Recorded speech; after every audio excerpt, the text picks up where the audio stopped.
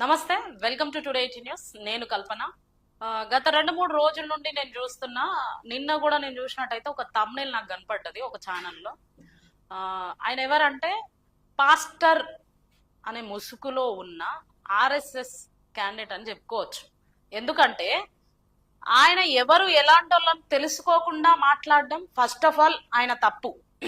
ఇంతకు ముందు పాస్టర్లను విమర్శిస్తూ ఉంటే, క్రైస్తవులను విమర్శిస్తుంటే పోనీలే అది రిలీజియన్ కదా నాకెందుకులే అని అనుకున్నా నేను. కానీ ఇప్పుడు ఖచ్చితంగా వాళ్ళకి సమాధానం చెప్పాల్సిన అవసరం వచ్చింది.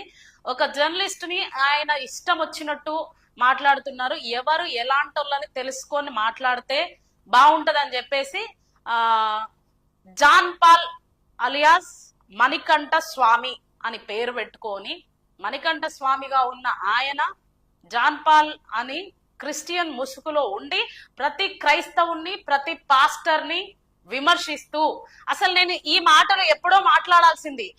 పాస్టర్ ప్రవీణ్ పగడాల తాగే చనిపోయిండు అని అన్నప్పుడే నేను ఈ మాటలు మాట్లాడాల్సింది. కానీ ఆయనకు సమాధానం ఇచ్చే వాళ్ళు చాలా మంది ఉన్నారు అనుకున్నా, వాళ్ళ సమాధానం సరిపోతలేనట్టుంది. జర్నలిస్ట్ భాను మేకల మీకు అందరికి తెలిసిన వ్యక్తే, సుపరిచితుడు. నాకు దాదాపు